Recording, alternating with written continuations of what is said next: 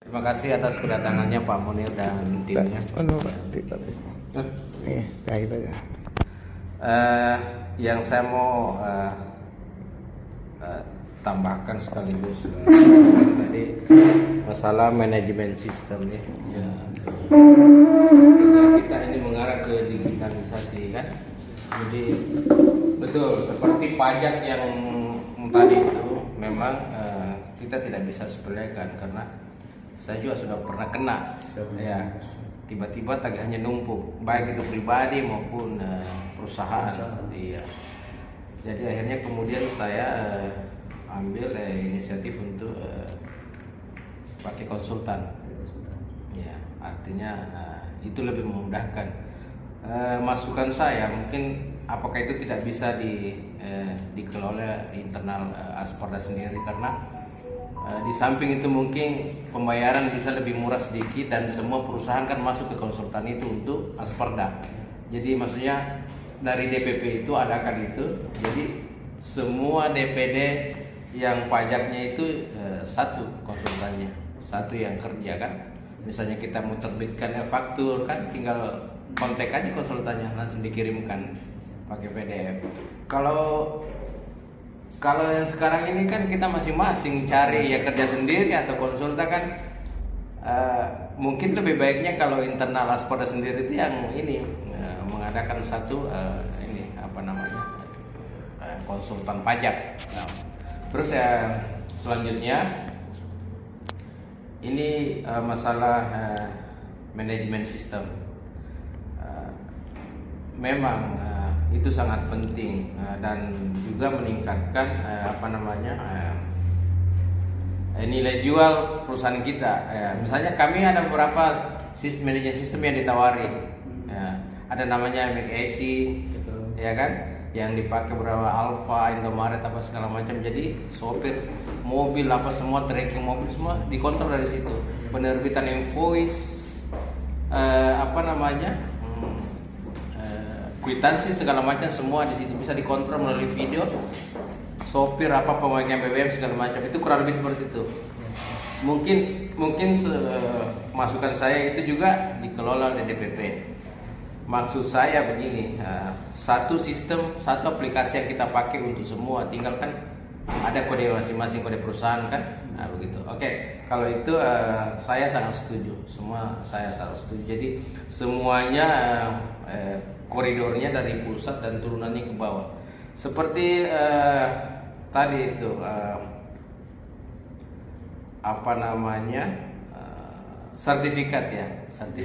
sertifikasi ya. Yang terutama driver kita ya di Makassar sendiri nih, kemarin kita sudah ketemu dengan Dirlantas, kita difasilitasi. Cuma sampai saat ini kami dari Asperda sendiri belum melaksanakan. Dari Dirlantas sendiri itu sudah siap, dia fasilitasi tempatnya dan trainernya. Ya, jadi kita mungkin tidak mengeluarkan apa-apa. Ya mungkin kita pemilik ini mengirim driver kita berapa orang kemudian. Ya, begitu. Jadi maksud saya begini. Ini sampai sekarang kita belum tidak lanjuti karena semuanya kan sibuk. Maksud saya begini, kalau itu program itu turunan dari atas, ada satu di DPP yang mengurusi tentang pelatihan itu. Jadi mereka turun ke DPD mendesak sebagai suatu program yang harus dilaksanakan. Tidak bisa tidak dan menentukan tanggalnya itu dari DPP seharusnya. Jadi kalau begini kan akhirnya kita tidak ada dorongan dari atas, kita juga masing-masing sibuk. Tapi kalau itu salah satu program yang wajib dilaksanakan dari DPP, ada orang yang ditugaskan dari sana, dari DPP untuk turun ke DPD. Syarat itu bagus. Jadi maksud saya itu semua program yang diadakan di DPD, DPC itu terpusat dari DPP, turunannya ke bawah dengan sistem dan orang-orang yang kita tunjuk, pengurus orang-orang yang kita tunjuk. Begitu mungkin garis besarnya. Ya. Terima kasih. Untuk sementara itu saja yang saya sampaikan Pak Munir dengan Pak dan timnya. Assalamualaikum warahmatullahi wabarakatuh. Waalaikumsalam. Enggak, kita tanggapi Pak Munir. Langsung aja dua. Oh langsung aja, siapa? Ya, biar sekali gak jawab mungkin nanti. Oke. Assalamualaikum warahmatullahi warahmatullahi wabarakatuh. Waalaikumsalam. Saya dengan Pak Abdul, Pak, bagian humas. Jadi ya, sebetulnya gini, saya gabung di Asperda mungkin sekitar sudah 3 tahun ya Pak Ustaz. Sebetulnya saya sendiri bertanya itu apa sebenarnya? Iya. Kedua, mungkin organisasi lain mungkin sama juga, mungkin kita punya kendala itu. Jadi kadang kalau sudah lama ini ada yang baru lebih gencar ke situ lagi. Iya. Dan selalu dapat masalah kalau kayak kita punya DPD, ini masalah job. Mungkin kayak contohnya Mas Munir dari Jawa, saya cuma kenal aja ketemu dengan ini. Jadi nanti ke situ aja. Kalau pekerjaannya situ cuma yang ini saja kan, yang lain kan biasanya ya namanya juga manusia ya. Tiba-tiba kalau ada urusan penting berhubungan semuanya. Kalau ada makanan cuma 2 orang saja. Itu biasanya kita terpisah di dalamnya. Jadi ini sudah kompak nih. Sudah kompak ini. Jadi kalau memang ada sistem gitu, orang kan sisa pilih ini ambil sini ambil ini. Jadi kadang yang muda-muda ini, yang baru-baru ini agak tersisih. Karena kenapa? Kan nggak dikenal dari pusat. Cuma itu saja. Itu saja. Jadi kadang jadi organisasi kami punya itu orang yang masuk datang dan pergi. Masuk lihat bagi sudah begini ya sudah di out lagi. Jadi sekarang kita itu rekrut, sekarang kita punya apalagi ketua baru, kita nggak mau terlalu banyak orang. Kita mau gimana caranya kompak dulu. Iya. Terus kita sekarang berpikir di sini gimana cari event sendiri. Kayak mungkin yang kemarin itu cari event sendiri. Jadi kita kerja rame-rame. Bukan maksudnya kalau ada orang mau masuk langsung berharap orderan dari pusat, enggak sih sebetulnya. Gimana caranya istilahnya pusat kalau memang ada, alhamdulillah ya dikasihkan nanti satu pintu. Jadi yang mana mau ambil begitu. Terus walaupun ada masalah pembayaran ya DPD yang apalagi namanya yang urus ini. Contohnya nih satu orang nih bermasalah mobilnya, ambil mobil di sana, dia nggak bayar nih ya kejar ke DPD, jadi nggak main pribadi. Ya, jadi kami minta sih sebetulnya dari situ untuk kita punya kekompakan, jangan dirusak dari pusat. Jadi kalau bisa sentral ya lebih bagus sentral, jadi dibagi rata. Walaupun ada masalah ya kembali ke DPD, kan ada bagian hukum, bagian apa, jangan langsung contohnya bermasalah nih, Makassar jelek semua. Itu kan satu rata, padahal dia belum coba yang lain ya. Jadi kayak ada yang rusak satu. Terus saya masuk ngomong ke Jakarta, saya orang Aspeda, saya dulu dirusak sama Aspeda, kan nama saya yang bagus, malah jadi rusak gara-gara satu orang ini. Kalau coba disentriskan jadi satu, jadi ya sisa ketua atau siapa yang urusin ini pekerjaan. Jadi walaupun ada masalah, tidak rusak semua anggota. Jangan berpikir orang masuk nanti di SPP ya malah yang satu dua masalah semuanya yang rusak gitu Pak. Jadi mungkin atau Mas Munir cuma kenal 2-3 orang ya di situ-situ aja. Jadi perasaan yang apalagi namanya anggota baru atau anggota yang sudah tidak aktif merasa disisihkan. Betul. Iya, jadi begitu kira-kira gimana nanti ke depannya jika sudah ini untuk masalah pekerjaan itu apakah masih tetap sama seperti sekarang atau mau disentriskan atau gimana gitu. Begitu Pak, terima kasih. Assalamualaikum warahmatullahi wabarakatuh. Waalaikumsalam. Terima kasih masukan dari Pak Dam dan Pak Ari Bakri. Nah, untuk lebih lanjutnya kita dapat penjelasannya, kita persilakan Pak Munir. Terima kasih Pak Bakri ya. Pak Bakri. Jadi memang Pak Bakri kita fokuskan di masalah edukasi dulu, tetapi tidak menutup kemungkinan seperti dari konsultan hukum, konsultan pajak maupun konsultan yang lainnya kita akan kerjasamakan. Contoh begini, konsultan notaris mengenai perizinan, mungkin nanti kita akan kerjasamakan dengan notaris A misalnya begitu, sehingga ketika nanti apapun teman-teman yang berurusan dengan legal bisa berurusan dengan notaris ini, supaya dapat murah seperti itu. Iya. Ataupun nanti pajak misal katakanlah. Tetapi kalau pajak ini kelas nasional mungkin kan terlalu besar Pak.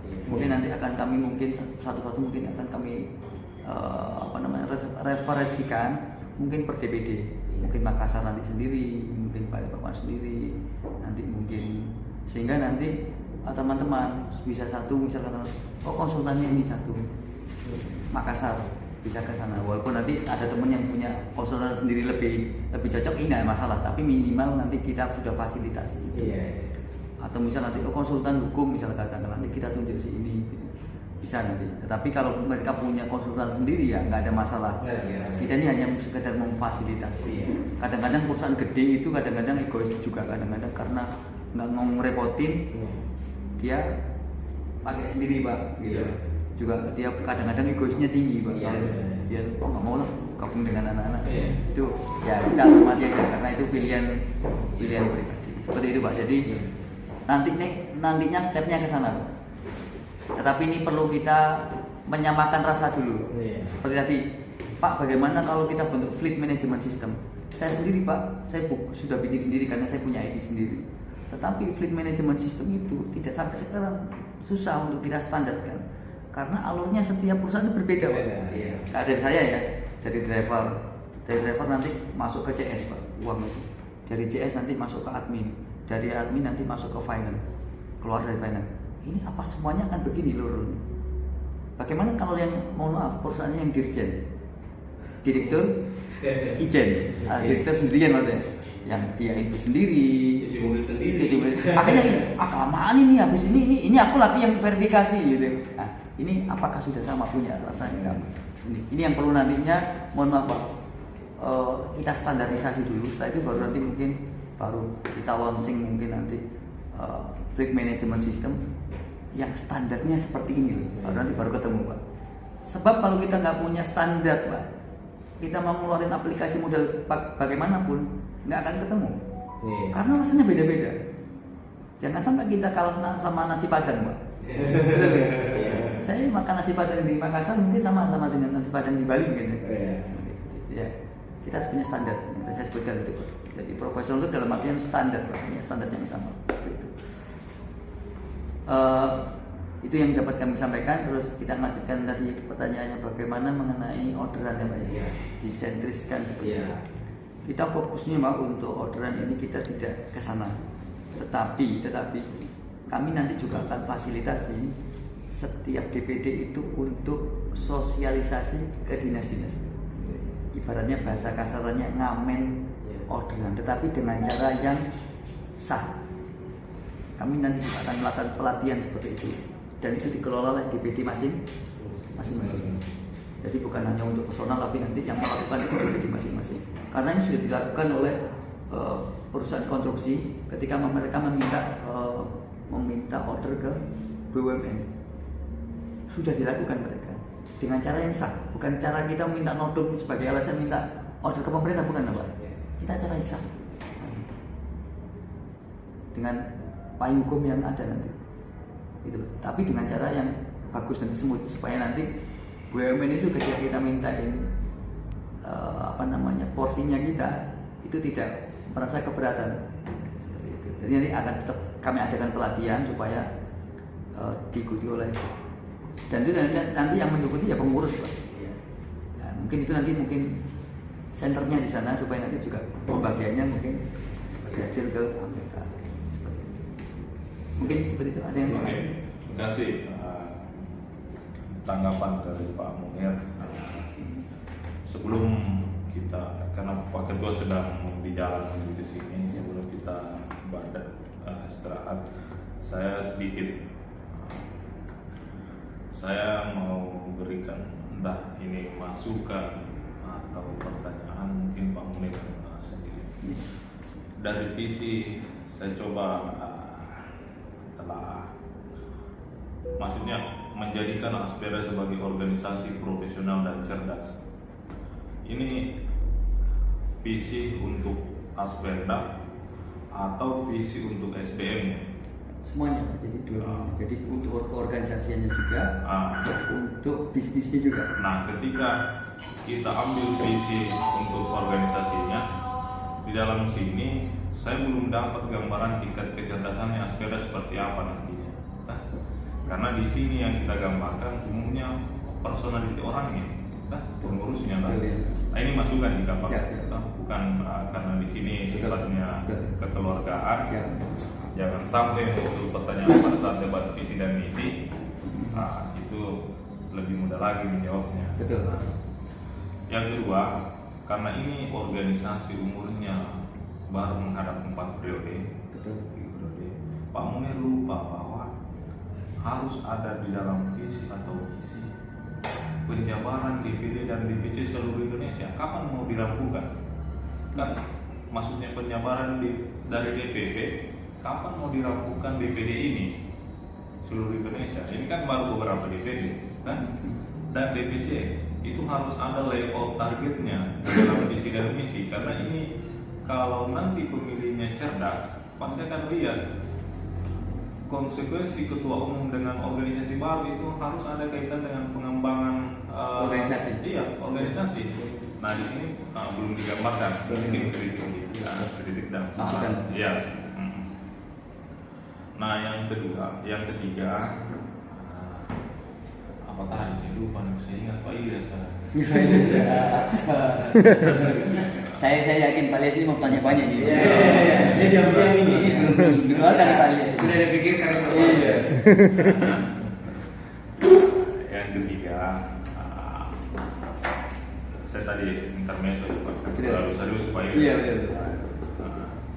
Karena ini organisasi seluruh Indonesia. Bagaimana merampungkan misalnya anggota-anggota yang sudah terdaftar sekarang dengan yang mengaku dirinya Aspeda dan hanya unitnya 1-2, dan atau yang notabene dia ada driver hanya dipercayakan mengelola unit. Itu yang perlu dipikirkan juga, karena ini persoalan masa depan, ya. Mengenai SDM-nya nanti, kualitas SDM. Itu saja mungkin. Terima kasih Pak Munir. Baik, terima kasih Pak. Perlu kami tanggapi mengenai menjadikan Aspeda organisasi yang profesional dan cerdas. Maksud kami begini Pak. Sementara ini yang kami lihat adalah kita ini belum melihat progres Aspeda ini mau dibawa kemana. Bahkan jati diri kita aja kita nggak tahu. Sekarang kalau saya tanya Pak, dari 5 orang aja di sini saya tanya, Aspeda itu apa sih? Jawabannya pasti berbeda. Ini maksud kami akan standarkan dulu Pak, supaya kita mempunyai sudut pandang yang sama dulu mengenai hal itu. Karena kami lihat zaman kita nggak usah ngomong zaman Pak Didi ya, kami nggak mau kritik Pak Didi Pak. Saya kritik zaman saya aja dulu. Itu kami bingung waktu itu. Aspeda ini waktu karena masih pengembangan Pak. Iya Pak Ilyas ya, waktu itu masih pengembangan, bahkan untuk mengangkat ketua aja kami seadanya waktu itu Pak Rustam ya Pak ya, seadanya, bahkan rapat pun kami di luar tupoksinya, bahkan pokoknya anak berata pokoknya jadi dulu gitu Pak ya. Jadi inilah yang kami akan perbaiki dulu Mas, mempunyai standar rasanya, sehingga nanti kalau sudah terbentuk itu Pak, baru kelihatan Aspeda ini mengarahnya kemana, seperti itu, punya karakter. Ini yang pertama. Yang kedua adalah bagaimana menyelesaikan keanggotaan kita yang dimana yang sudah terdaftar, tetapi lagi-lagi mohon maaf, ini driver, ini mohon maaf mobil titipan atau mungkin legalitasnya tidak ada. Ini permasalahan ini bukan hanya di sini Pak. Ini nanti akan kami berikan penekanan kepada anggota bahwa kita akan mengedukasi secepatnya mengurus surat legalitas. Bahkan nanti kami akan atur Pak, mungkin Pak siapa sih Pak sorry, saya ini punya kelemahan sulit menghafal nama orang. Tapi kalau udah sering ketemu nanti biasanya hafal gitu. Mohon maaf Pak ya. Kami mungkin nanti akan verifikasi Pak untuk yang masuk di grup nasional, akan kami verifikasi mungkin nanti yang punya SIU, NPWP, mungkin bahkan nanti ber-PKP dulu akan kami dorong untuk ke nasional dulu. Untuk yang belum ber-PKP, mungkin udah ber-NIB dan mungkin yang sudah lainnya, akan mungkin kami masukkan ke DPD dulu, supaya nanti kita di nasional mempunyai kualitas yang memadai, mungkin gitu. Bagi teman-teman yang belum ber-PKP, nanti akan kita dorong untuk ber-PKP, supaya nanti di dalam pembahasan itu, kalau kita sudah ber-PKP semuanya tuh, kalau kita ngomong enak Pak, iya kan Pak? Iya. Kita ngomong enak. Tapi kalau kita yang satunya belum berlegalitas, satunya udah ber-PKP itu Pak, kita ngomong pengen berantem terus Pak di grup itu Pak. Iya. Iya kan Pak? Satu ngomong ini, satu ngomong itu, ya kan? Ya. Gitu. Jadi kalau bisa kita punya rasa yang sama Pak nanti satu. Jadi nanti mungkin teman-teman daerah, mungkin nanti ada pembinaan. Mungkin akan kami terbitkan sampai kapan pembinaan ini nanti akan kami bikinkan Pak. Supaya nanti targetnya adalah ke depan pengusaha sepeda harus berlegalitas. Jadi tidak ada dari pengusaha yang tidak berlegalitas. Karena sekarang berlegalitas itu murah.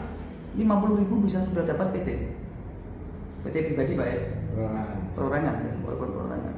Kalau mungkin nanti mau update lagi, mungkin kalau sudah usahanya maju mungkin boleh lagi. Yang penting yang bergabung dengan sepeda harus punya legalitas dulu Pak. Karena kita sudah mendeklarasikan diri bahwa yang untuk gabung dalam Waspoda ini berlegalitas. Jangan sampai nanti kita gabungan sepeda ada yang nggak berlegalitas. Kita malu nanti sama Pak Jokowi kan gitu. Iya. Jangan sampai Pak Jokowi dengar nanti. Kalau Pak Jokowi dengar bisa kita malu Pak nanti gitu. Alias.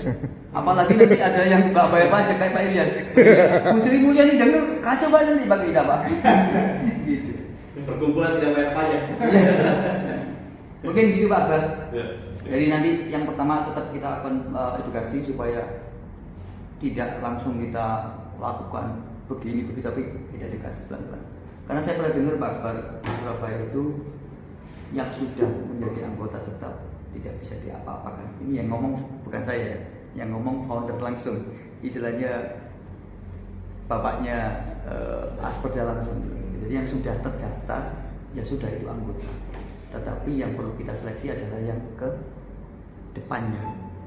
Bagaimana yang sudah terdaftar? Kita lakukan pembinaan Pak. Kita dorong untuk melakukan yang belum ber-PKP, kita lakukan belum ber-PKP. Gitu. Tadi edukasi Pak, kalau kita sudah tahu nikmatnya ber-PKP Pak, beli mobil gratis. Iya kan? Yang sudah merasakan nikmatnya PKP siapa? Oh, beli mobil gratis. Belum ya? Ini kalau udah tahu nanti beli mobil gratis Pak. Kan bisa nyimbangkan nanti pajak masukan dan iya kan? Iya. Kalau yang sudah Substitusi pajak. Substitusi pajak. Iya. Kan begitu Pak. Akhirnya kecanduan beli mobil. Gara-gara pajak masukan. Jadi nanti tetap seperti tadi visi misi kami akan melakukan edukasi dulu Mas untuk hal ini. Supaya nanti tidak terkesannya langsung potong. Tapi untuk anggota yang baru memang harus kita seleksi Pak, supaya kita tetap menjadi organisasi yang legal. Begitu Pak. Ya. Terima kasih. Terima kasih atas tanggapan masukan dari Pak Munir. Mengingat waktu sholat duhur sudah masuk di daerah kita, saya izin untuk pertemuan kita ini mengucapkan alhamdulillah.